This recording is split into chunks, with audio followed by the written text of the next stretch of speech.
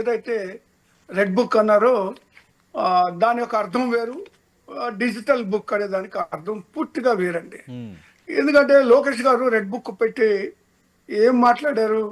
ఎవరైతే ఎన్ని కేసుల్లో ఉంటారో, ఎవరైతే ఎన్ని అరాచకాలు చేస్తారో, ఎవరైతే ఎన్ని గందరగోళాలు ఎన్ని కేసులు ఉంటే అంత మంచి పదవి ఇస్తాను అని ఆయన మాట్లాడడం జరిగింది.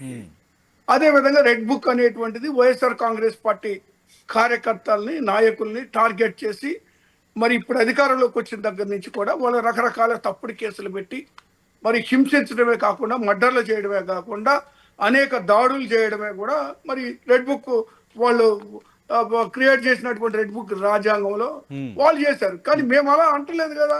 డిజిటల్ బుక్ అనేటువంటిది అంటారు, డిఫరెంట్గా ఉంటుందండి. ఇప్పుడు ఈ బుక్ సంబంధించి ఇప్పుడు ఏదైతే మరి కార్యకర్తలు వైఎస్ఆర్ కాంగ్రెస్ పార్టీ కార్యకర్తలు నాయకులకి ఏదైతే ఇబ్బందులు జరుగుతున్నాయో అధికారుల వల్ల కానీ పార్టీ నాయకుల వల్ల కానీ ప్రభుత్వం వల్ల కానీ ఎక్కడ ఏ ఇబ్బంది జరిగినా కూడా అందులో మీరు దీన్ని ఎంటర్ చేయండి డిజిటల్ బుక్ లో.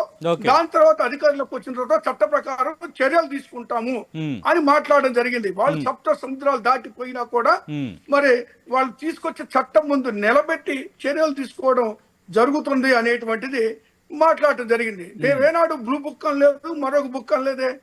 మొట్టమొదటిసారిగా అధికారికంగా అనౌన్స్ చేసింది అనేటువంటిది డిజిటల్ బుక్ మాత్రమే